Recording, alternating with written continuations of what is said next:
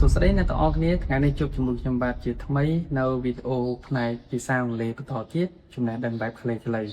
នៅពេលដែលកិរិយាសព្ទរបស់យើងដែលបញ្ចប់ទៅដោយ ed តើយើងគួរបញ្ចេញសំឡេងវាដោយរបៀបណាហើយមានលក្ខខណ្ឌនៅក្នុងការកំណត់សម្គាល់បែបណាហើយនេះគឺជាអ្វីដែលអ្នកទាំងអស់គ្នាត្រូវតែរៀនហើយគួរតែដឹងដែរប៉ុន្តែ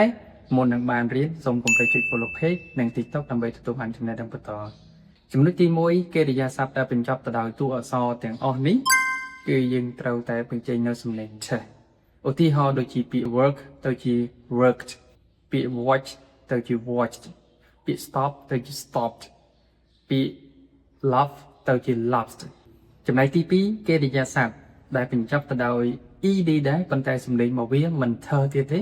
ប៉ុន្តែគឺជាសំឡេង the តួអក្សរនិងសំឡេងនៃពាក្យទាំងអស់នេះគឺយើងត្រូវតែបញ្ចេញនៅសំឡេង the នៅខាងចុងឧទាហរណ៍ដូចជាពាក្យ clean ទៅជា clean ពាក្យ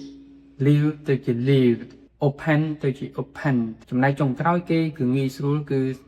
គ្រប់កិរិយាសព្ទដែលបន្ថែមទៅដោយ ed ហើយបញ្ចប់ដោយតួអក្សរ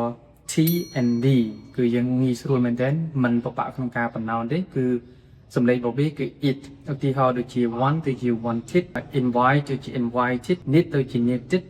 ហើយចុងក្រោយគេ design ទៅជា decided ដើម្បីទទួលបាននៅចំណេះដឹងបែបខ្លីៗផ្នែកភាសាអង់គ្លេសកុំភ្លេចចុច follow page និង TikTok Goodbye